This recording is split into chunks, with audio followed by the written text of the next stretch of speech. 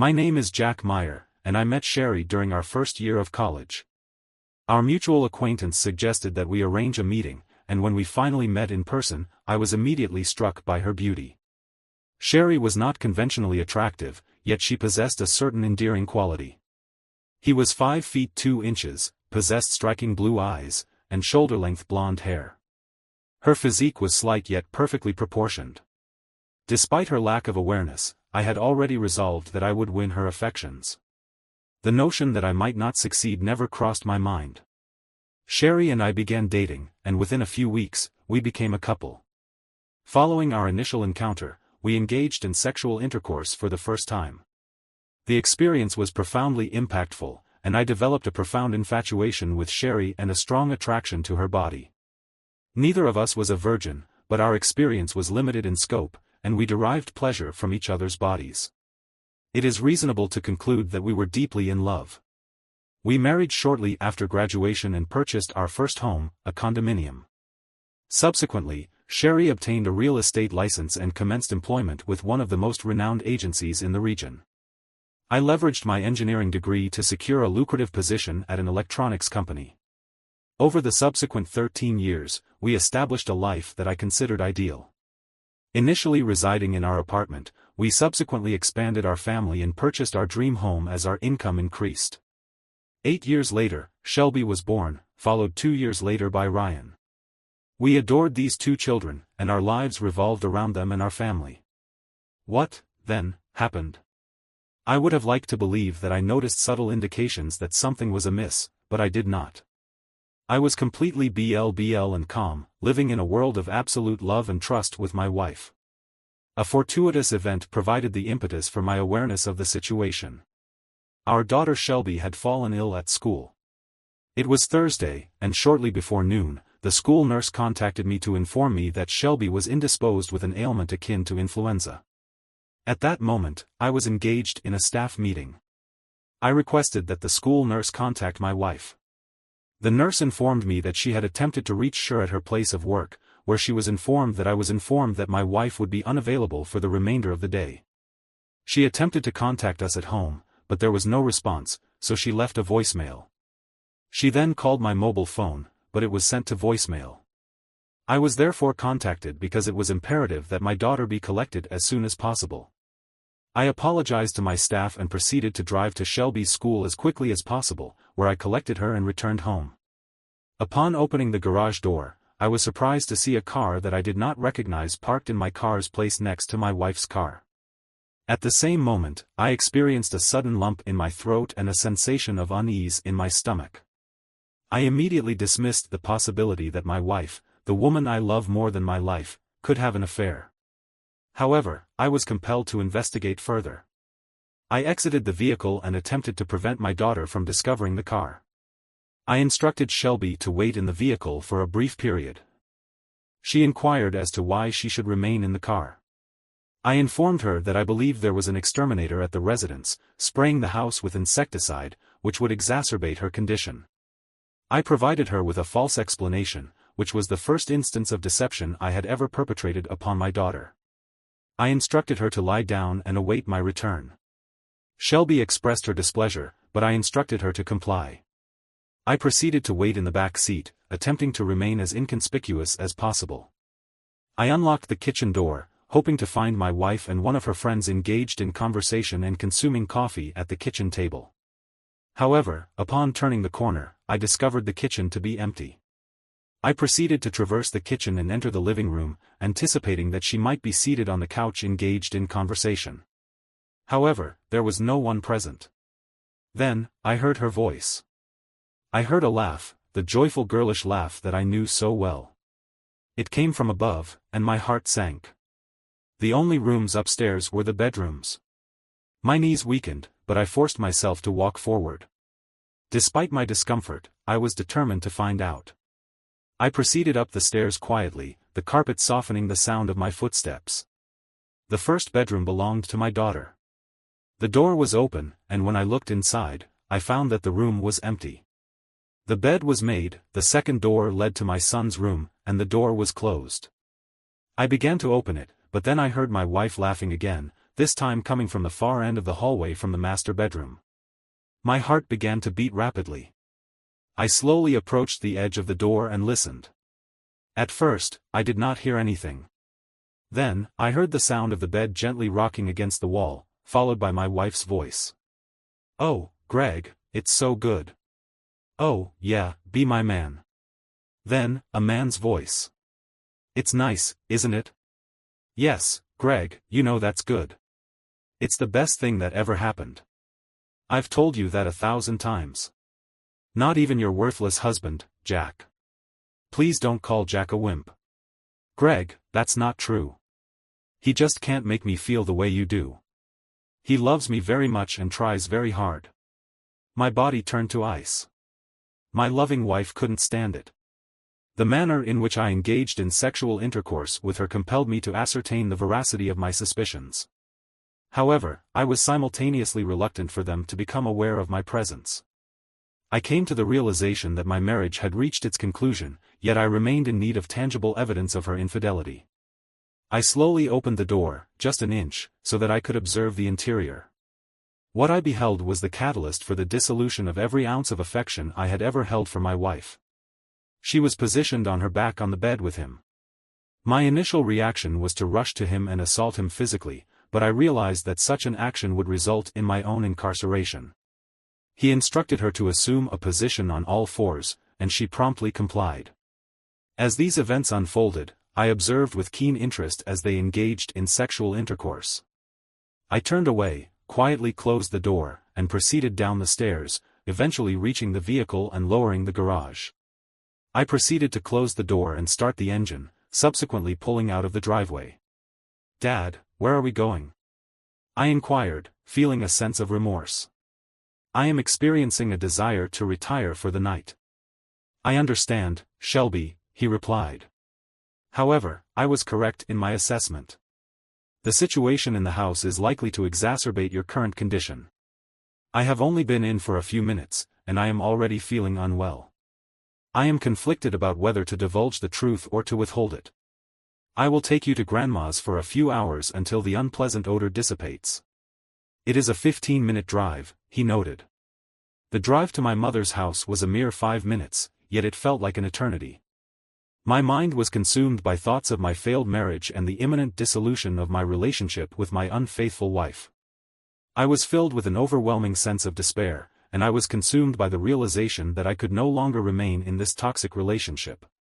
As I sat in the car, my mind flashed back to the brief encounter I had witnessed mere moments ago. My wife, in her infidelity, had been lying in my bed, and I could not shake the image from my mind. I felt a surge of anger, and I slammed my fist on the steering wheel in frustration. I was overcome with emotion and began to weep. "My father, I am fine. I am merely affected by the overwhelming odor in the house. I am fine. Do not be concerned. I am fine." I left Shelby with my grandmother, informing her that I would retrieve her in a couple of hours. I did not divulge any information to my mother regarding my actions. I informed her that I would be returning from work shortly and requested that she keep an eye on Shelby until my return. I was tempted to go home and confront the couple, but I decided that I needed more than just confrontation. I needed revenge. Returning to my office, I began to formulate plans that would result in the permanent destruction of my wife and her boss. The electronics company I worked for had several divisions.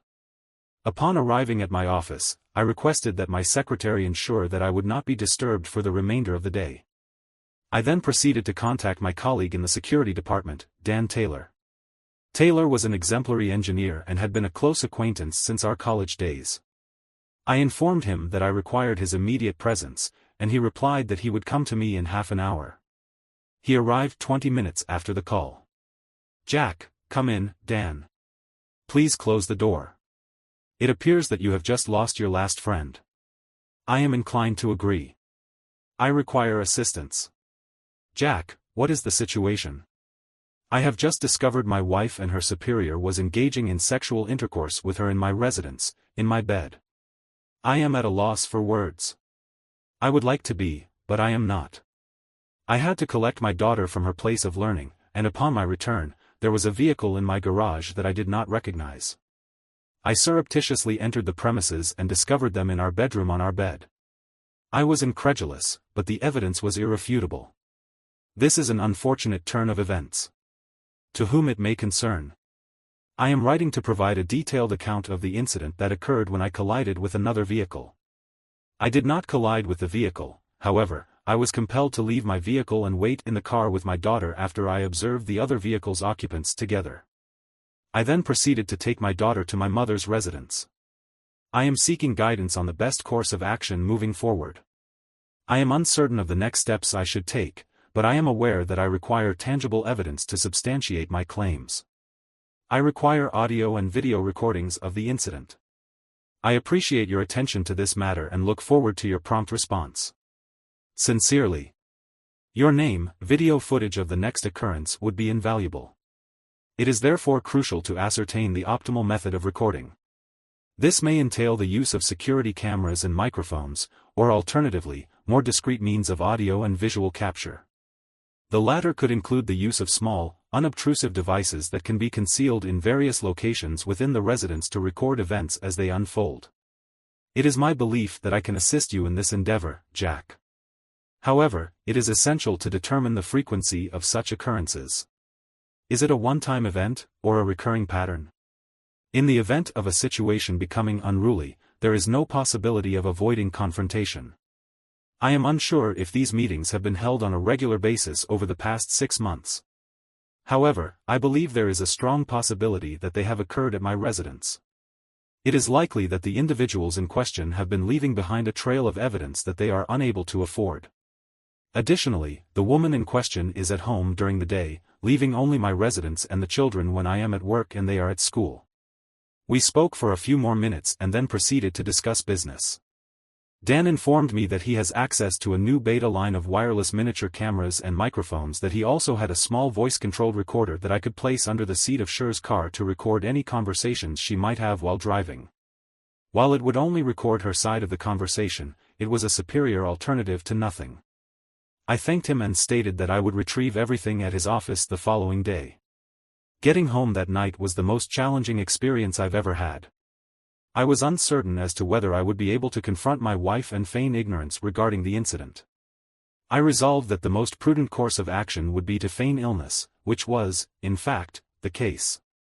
I collected Shelby from my mother and, upon my return, discovered that Sherry was preparing dinner in the kitchen.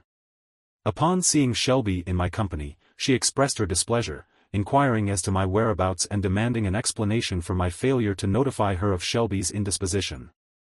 I recently received a message from the school nurse on my answering machine. The school attempted to contact you, Sherry, but was unable to reach you. They called your office and were informed that you were unavailable. They then called your home phone and left a message. They even called you on your cell phone, but it went to voicemail. It is possible that I accidentally turned off my phone when I was showing it at home. I have not had a Sherry was afforded a brief period of solitude throughout the day. She had assumed that her attention was required elsewhere, namely, in the company of her daughter, Shelby. Upon seeing Shelby, Sherry embraced her and expressed her regret. She then assisted Shelby in getting into bed. While Sherry's wife may have been unfaithful, she demonstrated a profound love for their children. Sherry perceived herself as an obstacle to her wife's happiness. However, she was determined to alter this dynamic. After tending to her daughter, Sherry returned to the kitchen. To prepare her soup and complete the cooking of the evening meal for the entire household, I also felt unwell. I informed her that I would sleep in the guest room for the night, in case I was contagious. Sherry examined my forehead and stated that I looked sweaty and pale. I concurred with her assessment, noting that I appeared pale and sweaty as a result of discovering my wife engaged in sexual intercourse with another man in our bed. I did not respond. Instead, I turned and proceeded upstairs. I proceeded to the master bedroom, despite my initial reluctance. I required essential items for personal grooming, dental hygiene, and professional attire for the following day. I compelled myself to enter the room, noting that the window was open and the bed was made. It was evident that the sheets had been changed. I was overcome with distress at the sight. My imagination conjured images of him engaging in sexual intercourse with her anus while she expressed her arousal and claimed ownership of her anus. An indignant rage arose within me, yet I restrained myself. I needed to remain calm until I could exact retribution upon them. I gathered the necessary items and proceeded to the guest bedroom, closing the door behind me. I removed my clothing and climbed into bed. My body felt numb. I wanted to cry, but I forced myself to restrain myself. I had a mission. To complete the task at hand, I was compelled to remain objective and avoid allowing my emotions to impede my progress. I remained in the darkened room for several hours, deprived of sleep. My wife entered the room after she had fed the children and put them to bed. I feigned sleep, and she touched my forehead with her palm and departed, closing the door behind her. Sherry was responsible for taking the children to school, so I arose at an early hour, took a shower, and departed the house before she arose. I was not concerned with her thoughts at that moment. I simply wished to depart from what I had previously considered to be a fulfilling marriage. I had assumed that our relationship was based on principles of lifelong fidelity, honesty, and commitment. However, I now recognize the extent of my misperceptions and the tragic nature of my errors. Before the arrival of the office staff, I proceeded to my place of work, prepared coffee, and began to organize my plans. I was aware that I would have to cancel our joint credit card transfer, allocating half of our funds to another institution. I proceeded to transfer the joint checking and savings accounts to another bank in my name only. Additionally, I initiated the necessary changes to the will, life insurance, and beneficiaries in the 401k, removing Sherry and naming only Shelby and Ryan. It appeared that a relatively minimal effort would be sufficient to dissolve the last 13 years of my life. However, I anticipated that the process would be more challenging than I initially anticipated. Internally, I believed that it would be difficult, and I was aware that I needed to find a competent divorce lawyer. In order to avoid being discredited, it was necessary to proceed with a no-fault divorce. Adultery would not have been a factor in the financial settlement. However, it would have helped to ensure the safety of my children. Sherry demonstrated how insignificant I was in her life, but she was a capable mother, and I did not want to deprive her of custody of the children. I sought joint custody so that I could retain my status as an important figure in their lives. I made every effort to avoid doing so. Consider our personal lives and the humiliating experience of hearing my wife praise her lover as superior to me in every way. I was aware that allowing myself to dwell on this would lead to self-doubt, and I was determined not to let that happen. However, I knew that this would eventually affect me, and when it did, it would likely have a destructive impact. After finishing the list, I contacted Dan's office and spoke with him. He was available. He stated that he would have everything I needed by noon. He even offered to accompany me to ensure the proper installation and to provide any necessary guidance. I was attempting to prioritize the removal of various documents from my desk when my cellular telephone rang. I recognized the call as originating from Sherry. After 3 rings, I answered the call. Her voice, while previously warm, now conveyed a distinct sense of anger. In a voice that was both sweet and concerned, she inquired about her husband's well-being, expressing worry about his absence and the potential consequences of his actions. She then proceeded to list the numerous tasks she had to attend to, emphasizing the limited time she had to complete them. She implored her husband to prioritize his own well-being, and expressed her deep concern about his safety. She reiterated her love for her husband and children, emphasizing their centrality in her life. I reflected. I informed her that I would be fine and that she needed to cease dwelling on the matter. If she was prepared to act on her suspicions that night, I could suggest a course of action that would ensure her success. I had been so naive and gullible that I had allowed her to deceive me, but I had finally gained the upper hand. I would ensure that she received everything she deserved. I would simply have to bide my time. I am experiencing a sense of unease at my lack of interest in reclaiming what is rightfully mine. I must admit that I am currently facing a number of challenges. I will see you tonight. I anticipate returning home by 6 p.m. If you require my assistance, please do not hesitate to contact me. I will be in the office throughout the day. I am grateful to have received this update. I contacted Dan, who informed me that he had completed the installation. We proceeded to implement the system and conducted a thorough examination by 3 p.m. 30. Dan proceeded to install the software on the home computer and create a secure folder for the purpose of collecting and storing all captured footage from the cameras and microphones. A comprehensive audio and video surveillance system was then deployed in the living room, kitchen, guest bedroom, and master bedroom, with particular attention paid to the latter room, where 4 cameras were installed and recorded nearly all activity. Additionally, a camera and microphone were installed in this room. In the main tub, all cameras were automatically activated by movement in case the couple decided to take a shower together after their sexual encounter. That night was the most challenging of my life. I was unable to persuade myself to engage in the same sexual act again. After dinner, when the children were asleep, I followed my wife into our room and we engaged in sexual intercourse. Jack, you have always been my primary sexual partner. To me, my life will be significantly diminished if anything were to happen to you. As long as I have you, I will not require the company of anyone else. You are my ideal partner, and that has always been the case. However, I do occasionally find it challenging to accept this reality. What is the source of your difficulty, Jack? Nothing, Sherry. I am simply fatigued. At a later point, I heard Sherry crying softly. I did not feel any sympathy for her, but I was curious about her situation. If she was crying out of shame for her actions or because she felt I was being discourteous, I rose before her and seized the opportunity to install a voice recorder under the seat of her vehicle. I also reviewed the video and audio from the installed equipment to ensure that everything we did at night was captured clearly, even in low-light conditions in our bedroom. When Sherry arose, she expressed displeasure at what she perceived as an insult, then embraced me with a kiss on the cheek, her demeanor transforming to one of cheerfulness. I postulate that her positive mood was influenced by her plans for the day with her superior. I offered her a cup of coffee and informed her that I would be confined to my office for the entire day. She informed me that she intended to spend the day viewing several properties and was confident that she would succeed in making a sale. She was optimistic about making a significant sale, but she would be able to collect Shelby and Ryan from school. I kissed her on the cheek and proceeded to the garage door, but Sherry said, "Jack, you neglected to inform me that you love me, my dear. You are aware of the importance of hearing you express this sentiment each morning before we embark on our days."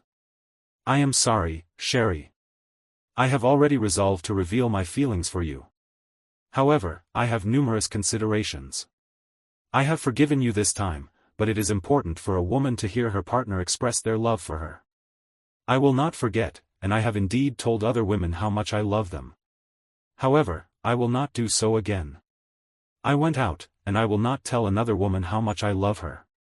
If and when I find another woman I can trust enough to fall in love with, I will not tell her how much I love her." The information Sherry gave me made me believe that she would be busy all day. This made me believe that she would probably spend some time with her true love. I was hopeful that this would be the case. I was tired of engaging in futile pursuits. I desired the conclusion of this unfortunate series of events. I spent the morning engaged in productive activities within my office, but I was distracted by my watch. At noon, I informed my secretary that I would be absent for several hours and initiated my plan of action. I inspected the company's van and parked it across the street from my residence. I then waited to observe the developments around 1. At 12 p.m., I observed Cher's vehicle arrive at the residence. She opened the garage door and parked in her customary location. Upon exiting the vehicle and entering the house without lowering the garage door, I deduced that she was either departing once more or awaiting someone. 10 minutes later, the same vehicle I had witnessed on the day of their encounter arrived at our driveway and entered the garage, taking my place. I observed the driver exit the vehicle and the garage door close. I was compelled to acknowledge their audacity in meeting so openly in my residence, even in my bed. This demonstrated to me that they both believed they would evade detection. Alternatively, they may have concluded that they were indifferent to the prospect of being apprehended. However, they will soon realize the fallacy of both assumptions. They have been apprehended, and I will ensure that they both experience genuine consequences. I will also have the necessary visual evidence to substantiate their illicit affair. For 13 years, I was convinced that my wife would never engage in extramarital relations, just as I would never engage in such relations with her. Consequently, I began to question whether the other man was truly a superior lover. I observed that he was no larger than me, perhaps appearing more attractive, although neither of us would have been considered particularly impressive. Why would she deliberately risk damaging our marriage and his marriage as well if she had to understand that I would undoubtedly inform his wife of their activities? I was impelled to enter the house and confront them directly. However, I was uncertain as to the potential consequences of such an action. While I would have been able to identify the infidelity, I had already done so once, despite the lack of awareness on their part. Would I feel better by resorting to violence against the other party and facing the legal consequences? I was not convinced that such actions would be justified. My primary concern was the impact of this situation on my children and his children. I was prepared to inflict the same pain and suffering on him that he had inflicted on me. 30. It would appear that the other party had finished, as evidenced by the opening of the garage door and the departure of the vehicle in question. 15 minutes later, my wife did the same, closing the garage door behind her. I was aware that she was returning home with the children, so I promptly parked in the garage and proceeded to my home office. I was not inclined to devote time to examining the captured cameras. My sole objective was to ascertain the security of the evidence I required on my hard drive. After 10 minutes, I had sufficient information. It was not a complete replication of the previous encounter, albeit with a more explicit visual representation. The couple initiated sexual intercourse on the kitchen table. The man, fully clothed, pushed his fully clothed wife to lie down and proceeded to engage in sexual intercourse with her in the same location where he had previously consumed his meals. They expressed amusement at the number of times they had smeared their mixed juices on the tablecloth, which would be in a state of contamination in a few hours. They then proceeded to move into our bedroom, although not before her, __. The lover proposed a change of scenery by engaging in sexual intercourse in my daughter's room. My wife was vehemently opposed to this suggestion. She asserted that it was inappropriate and that she was not willing to allow it. However, she did impose certain limitations, indicating that she was not entirely unrestricted in her actions. The couple proceeded to disrobe in the bedroom and engaged in sexual intercourse for approximately 40 minutes. It is noteworthy that neither of them expressed any form of romantic attachment to each other. However, my wife did convey to her superior that he was the epitome of excellence. The lover she had ever had. As a final act. Although I did not immediately comprehend why they relocated to the hearth rug in the living room, a brief excerpt from their conversation informed me that this was the site of their inaugural sexual encounter and that they enjoyed returning to this scene from time to time. These individuals had already created memories, which seemed incongruous with the fact that she did not take the time to change the sheets. However, I decided that she would do so when she brought the children home at 3 o'clock. 30. This afforded her sufficient time to clean and ventilate the room, as I rarely returned home before 6. I was aware that the evidence I needed was safely hidden on my hard drive.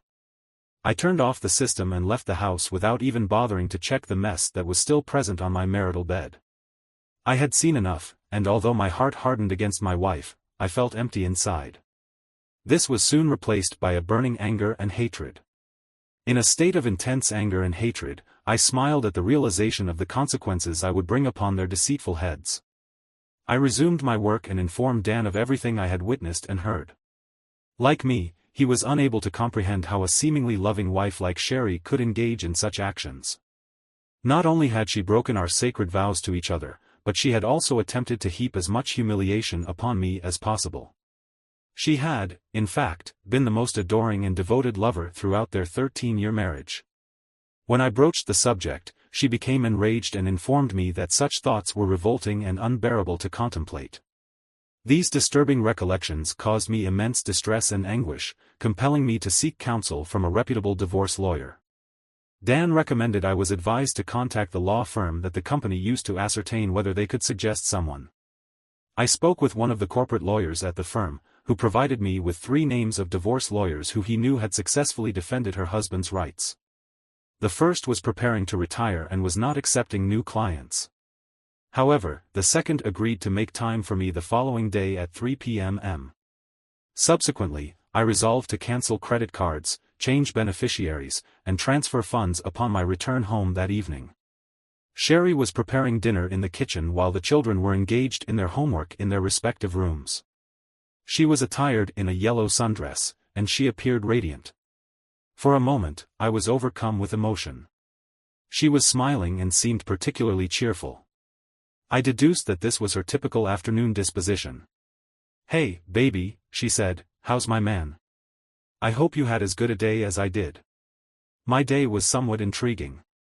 While not particularly exceptional, it did yield some noteworthy insights. I came to recognize several aspects of my partner's character that I had previously been unaware of. I was able to ascertain the source of her positive demeanor. It is plausible that the influence of a highly skilled partner can enhance one's overall experience. I facilitated a sale, which represented the first of the week. However, there may be another opportunity on Thursday when I showcase a few additional properties. It appears to be a fortunate coincidence. I conveyed this information with a certain degree of detachment. Is there anything else that stands out as noteworthy? In the course of my day, I encountered a number of individuals with whom I had previously established connections. However, when I informed her that my work was merely a means of supporting my family, she seemed to regard me with a peculiar intensity. While I was changing, I observed that the sheets had been changed and the room had been aired. I also noticed water on the shower floor. When I returned to the kitchen, I inquired about her showering habits that afternoon. She reacted with a startled expression and a sense of guilt, denying any knowledge of the incident. I am unsure of the reason for this occurrence, but there is water on the shower floor, and it never remains there for more than a few hours. It is possible that the sewer is clogging up once again, but I recently cleaned it. It is also possible that someone is entering our house to meet their lover and taking a shower after engaging in sexual intercourse. This time, she froze in place for a few seconds. She did not turn to face me, she continued to face the counter with her head down and proceeded to spread the lettuce leaves for the salad. "Jack, you undoubtedly possess a vivid imagination to devise such a scenario. Indeed, it is imagination that enables you to perceive the thoughts of others. If you could truly read my mind, you would understand the depth of my affection for you." She attempted to laugh, but her expression was strained. "I will be in my office. Please inform me when dinner is ready." She turned slightly and looked at me. She appeared concerned. The atmosphere at the dinner table was subdued, with minimal conversation. Sherry seemed taken aback when I took her customary seat at the table and compelled her to assume my position. "Jack, you have a tendency to consume your meals at this establishment at the table. Why the change of habit?" "It is simply a matter of embracing a change of scenery." Sherry regarded me with a peculiar expression, and when she took her seat, she did not consume much food. Instead, she rearranged the food on her plate during the course of the meal. The children discussed their day, but Sherry and I mostly listened, offering appropriate comments from time to time. After we all gathered to assist with the washing up, I returned to my office to continue working on my project. I observed the footage. I then selected suitable frames that I could transform into photographs, uploaded them, and printed them on my Epson 3000. I proceeded to choose the appropriate wording to accompany the photographs.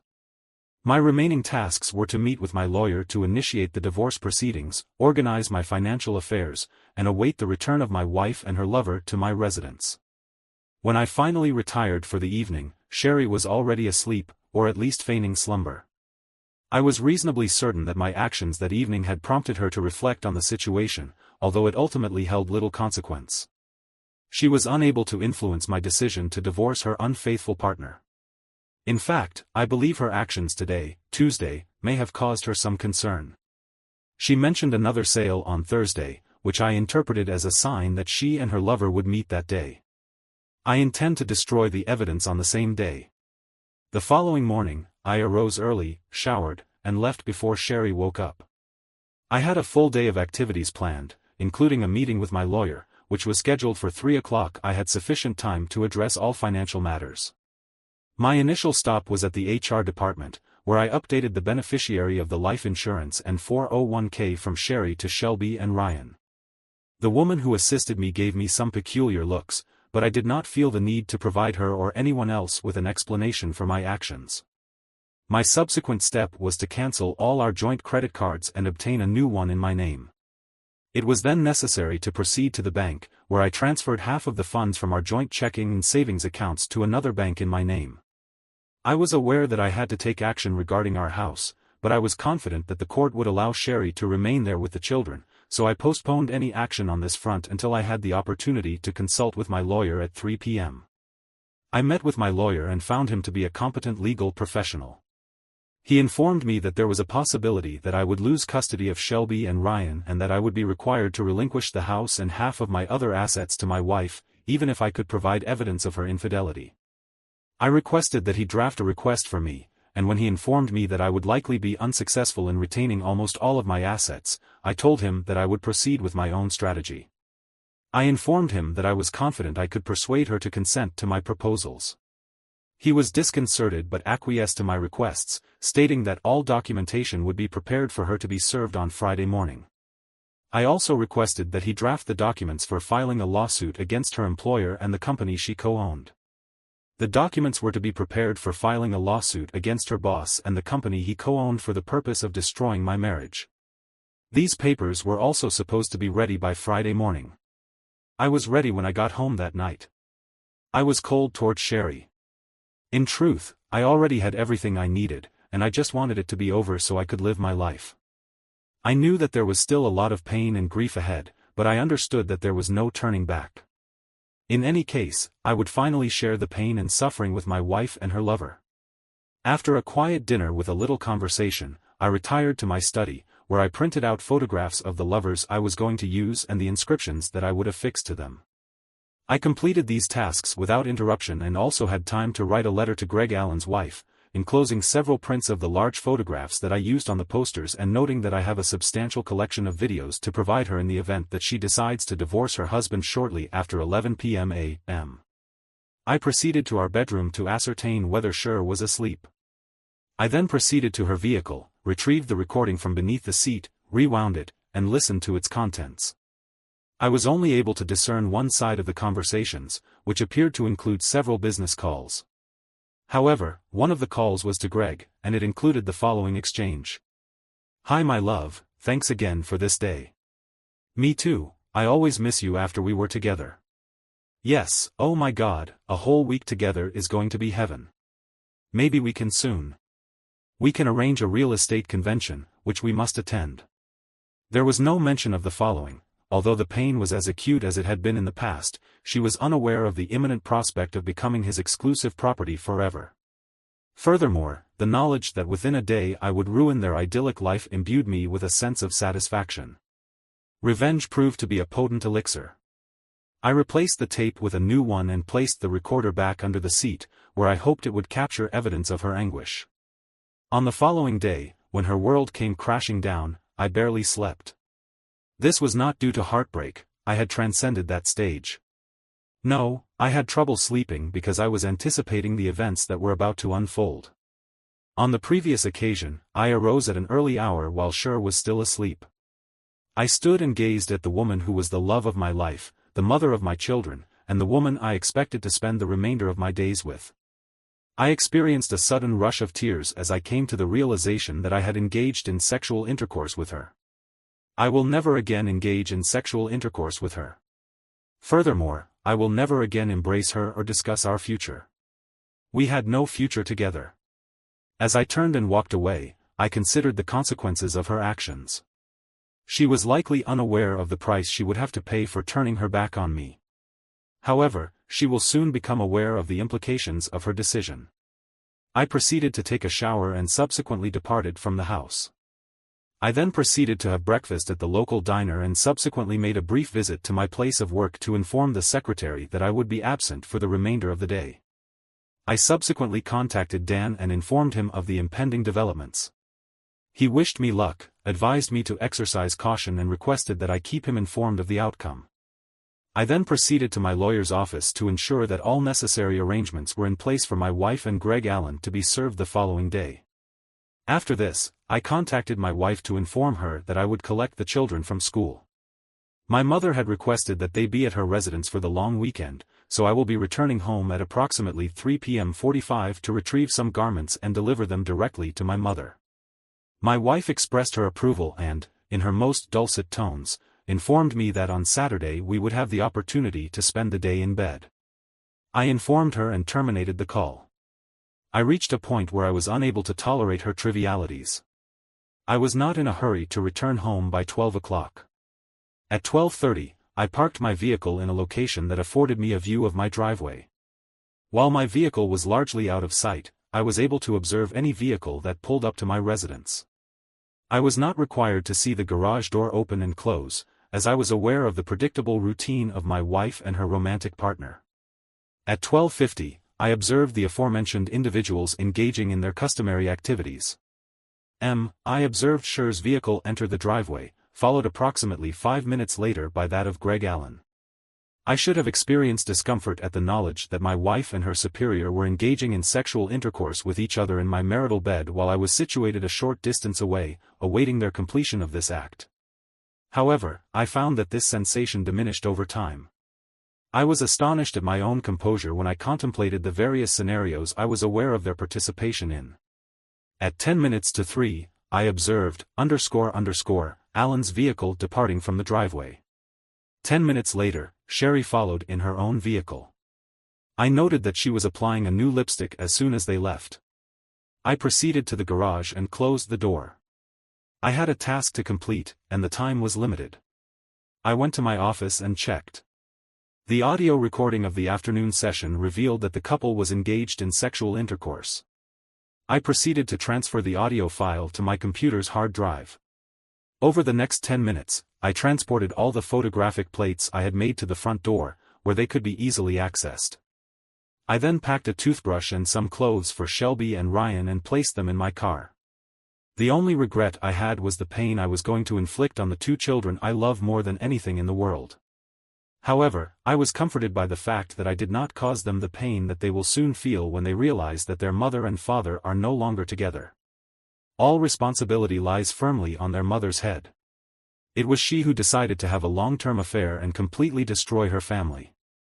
I proceeded to engage in a long-term extramarital relationship with the intention of causing irreparable damage to my family. I attended school at 3, at 15, I collected them from school and informed them that they would be spending the weekend with their grandmother. Given her penchant for lavishing them with excessive affection, they were delighted. 45 minutes later, I dropped them off and returned home, where I initiated the next phase of my plan. This brings us back to the initial setup: a bed, a table, and a carpet on the lawn. With all the neighbors were observing the situation, and Scher returned home, horrified, to learn the truth. I was aware of the events that had transpired. Despite my expectations, I did not receive any information from Sherry that night. An hour after Sherry's departure, the police visited me. They expressed sympathy but stated that I had to remove the signs and photos, otherwise they would have to take punitive action. For disturbing public order and obscenity, I removed them. They did what I wanted them to do. My wife saw them, and from the look on her face, I realized that her life had started to go to hell. I woke up on Friday morning with a world-class hangover. Despite that, I felt strong. I was sad and lonely, but I knew that I had the strength to bury my. After a period of intense anger and hatred, I resolved to take revenge on my unfaithful wife and her lover. At noon, I pulled back the curtains on the window and observed that the carpet, kitchen table, and bed had been removed. Only the mattress and soiled sheets remained. I considered removing or burning the remaining items later. The remainder of the morning passed without incident. However, by 3, at 12 p.m., the situation rapidly escalated. I was certain that Greg Adams' wife had received the letter and photographs that morning. My lawyer subsequently informed me that both Sher Adams and his business partners had been served at their respective workplaces. He stated that he was present when they were served and that Sher had screamed and fallen to the floor, sobbing. Adams, for his part, had reacted by becoming visibly distressed. He disregarded her presence entirely, moving about the office with a demeanor that could only be described as aggressive. He proceeded to label me a bastard and threaten my life. However, his colleagues promptly secured themselves behind closed doors for a period of 15 minutes. Upon their return, they presented Sherry with her final remuneration and informed her that her services were no longer required. They also extended a similar gesture to Greg, presenting him with a check for his portion of the partnership. He informed them that he had no intention of selling to them. They cited the section of their corporate charter concerning morality with employees, noting that the charter granted them the mandate and right to sever all relations with him and his mistress simultaneously. The receptionist informed him that his wife was on the phone and demanded she receive the letter and the photographs and sought to reassure him, informing him that she would file for divorce the following day. Subsequently, I was informed by the husband of one of the agency employees that, following his departure from the premises, those present turned their attention elsewhere, avoiding any contact with my former partner. The wife was observed to be lying on the floor for approximately 30 minutes, during which she was seen to be sobbing and moaning. At one point, she appeared to regain her composure sufficiently to leave the building, although the destination was unclear. The following day, Sherry finally contacted me. Her voice was noticeably distressed, and she inquired about the whereabouts of the children. I informed her that the children were in the care of my mother and that I would not divulge any details of their situation. She expressed gratitude for this and then requested permission to enter the premises and retrieve some of her belongings. I granted her this request, stipulating that she inform me of the time she wished to come in. For several hours, while she gathered the items she required, she requested my presence and an opportunity to converse. I informed her that I had no further messages for her, which prompted her to begin weeping once more. She then expressed her remorse, stating that I should be aware of her regret for the pain she had caused and that her actions had not been intentional. I found the situation to be somewhat amusing. It was difficult to comprehend how he could express remorse for Sherry and yet intend to cause me pain. My initial reaction was to congratulate him and his partner. I was reluctant to reveal my feelings to them, as I had never loved anyone other than Jack. I sensed that he did not fully comprehend the depth of my feelings. Sherry, I am at a loss to comprehend your actions. After informing your romantic partner of the profound impact he had on you, and how he was the only individual capable of fulfilling your emotional and physical needs, how could you then engage in sexual intercourse with another man? Jack, I have never made such statements. It is inconceivable that you would believe otherwise. I have recordings of you saying all this to him, Sherry. I have a video of him using you, and you like it. You tell him that you will never give me this privilege because you were exclusively his property, even after telling him that several times. On numerous occasions, I attempted to engage in sexual intercourse with her, but she consistently rejected me, stating that it was repulsive and unthinkable. I have comprehensive documentation of these interactions, including audio and video recordings of her explicit and detailed descriptions of her sexual encounters with other men. Regarding my husband, I have no comment to make to you, Sherry. Your statements cannot alter my sentiments toward you, even slightly. I love you, Jack. You must accept my enduring love for you alone. I am unsure of the motivation behind my statements to Greg. I did not intend to convey any ill will. I was merely attempting to bolster his ego, given that he frequently informed me of how his wife had subjected him to humiliation. Therefore, let me clarify, you persistently humiliated me in his presence, disparaging me in my feeble attempts to engage in sexual intimacy, with the sole intention of reinforcing his ego. Your actions were motivated by a desire to alleviate his suffering. However, your actions also involved the exploitation of his situation for your own benefit. Over the past 6 months, you have used him in various ways to achieve your own ends. I never intended to cause you harm. My actions were not intended to cause you distress. If there was no intention to cause harm, then why did you engage in these actions? I am unsure, Jack. It appeared to be a morally questionable act, and I felt compelled to engage in similar behavior with Greg. I needed to maintain a distinction between my relationship with you and everything else. You are a highly questionable individual, Sherry. I am surprised it took me so long to recognize this. I am ashamed. I acknowledge my own culpability in this situation. I do not love Jack, I love you. I implore you, Jack, if you are willing to consider giving me a chance to rectify the situation, I will do my utmost to prove my sincerity. I recognize that I have made a mistake, but I believe that we can still salvage our relationship. I am willing to demonstrate my willingness to reconcile. Please, Jack, I implore you, do not abandon me. I am sorry, Sherry. I do not love you, and I did not leave you. You are the one who initiated our separation. The hurtful and humiliating things you said about me and the way you treated him for over half a year prove that you do not love me. It is impossible to love someone and wish them such pain. I believe you are a morally reprehensible individual, Sherry. You are a deceitful and immoral cheater, and I eagerly anticipate your departure from my life. Do you truly believe that I would want anything to do with you after you betrayed me and promised your fidelity exclusively to him forever? I would not even touch your revolting body. If you were the last woman on earth, the only reason I would ever have anything to do with you would be for the sake of our children, Shelby and Ryan. We created them when we were still a family unit, and you were complicit in their upbringing. I want to spare them as much pain as possible, but I don't want indeed, I wish for you to experience the full extent of the pain you have caused me. Both you and your partner, Greg, are deserving of such pain, and I wish for you to feel it fully. Why did you inform Greg's wife about this matter, Jack? It was not fair, and it is not fair. Are you completely insane, Sherry? What you did to me and our children was unfair. What on earth made you think that was an appropriate course of action? One might inquire as to whether I informed her of the aforementioned details. In response, I would posit that there are three primary reasons for my decision to divulge this information.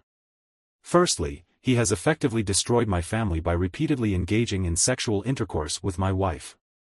Secondly, he has assumed control of the only body on this earth that I previously considered to be exclusively mine. Thirdly, he has compelled my wife to attest to his exceptional qualities and to denounce me as an indifferent individual. The potential consequences of this disclosure are uncertain. However, it is likely that his wife will seek to ascertain the truth about her husband's actions. The manner in which she will respond to this information remains unknown. It is important to note that I share custody of our children. I am empathetic towards the children of my former partner, but my primary concern is for the well-being of my own children. I do not wish to see them subjected to a future without their father. Father, I hold both of you responsible for this situation. I refuse to accept any blame. I do not desire a divorce. Jack, I will fight for the preservation of our marriage. There is no justification for ending it. To be frank, I would rather die than be confined to a life with you. I am aware that you hold me in high regard, Jack. However, your feelings cannot be simply dismissed due to the actions of one individual. It is evident that you are delusional and irrational. Have you read the divorce petition that was submitted to you? There is no reason for me to do so if you are willing to listen to reason and allow me to make amends. If you are unable to do so for me, at least do it for Shelby and Ryan. They require a mother and a father, Jack, they will always have a mother and father. We just won't be married or live together in the same house. If you had bothered to read the petition, you would have seen that as long as you agree to joint custody of our children, you can stay in the house and have half of all our worldly goods, which this is not included in the petition, but I am now informing you that if you do not sign and agree to the terms that I am offering, I will share videos of the two of you with every person you have ever known, including your parents, your sister, her children, and any other person I can remember. Jack, it is evident that you harbor a considerable degree of animosity towards me. However, I must clarify that your assumption is erroneous. I am capable of harboring intense negative emotions, and I am determined to inflict irreparable damage upon you if you continue to resist.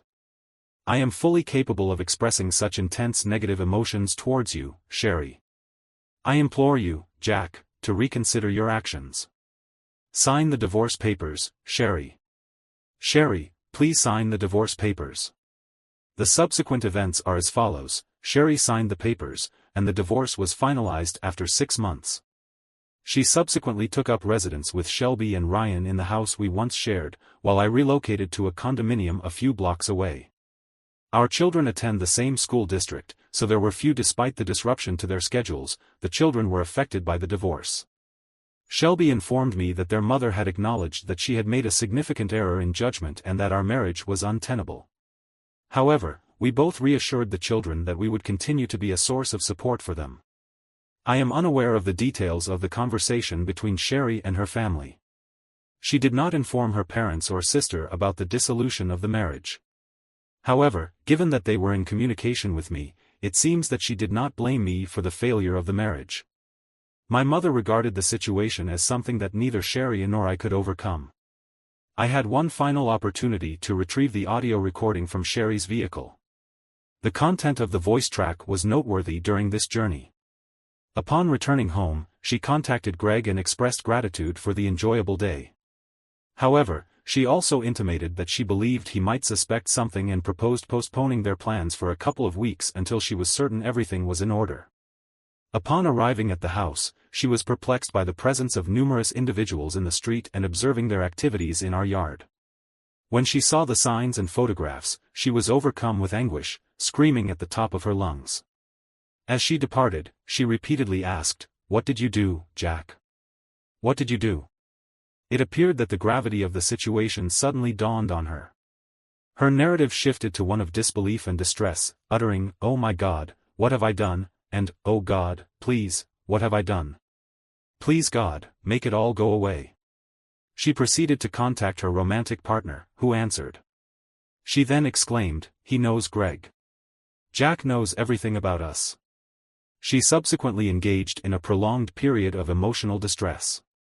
It has been over a year since the sense of overwhelming anguish swept over us, and I am now attempting to reassemble the shattered fragments of my life. I have not yet initiated a new romantic relationship and am unlikely to do so for an extended period. The prospect of embarking on a new serious relationship fills me with trepidation, as I am still grappling with the pain and trauma of my previous experience. Shelby shared that her mother had once gone on a date, but she returned home in tears and, as far as she knew, never dated again. Sherry found employment as a secretary in a retirement village. I never discovered whether she was in contact with Greg Allen, and I am indifferent to the matter. Greg Allen and his wife divorced, and he was unable to secure employment. It is evident that, despite my decision not to forward the video to any individual, its content was disseminated. Sherry was aware of my lack of benevolence towards Greg. It appears that numerous organizations are reluctant to employ individuals with a reputation for seducing married women and subsequently causing their marriages to collapse. I obscured Sherry's face in the video, but retained the audio. I recently became aware that Greg's former wife is currently involved in a romantic relationship with a police officer, which appears to be progressing in a serious manner. This is a positive development for her.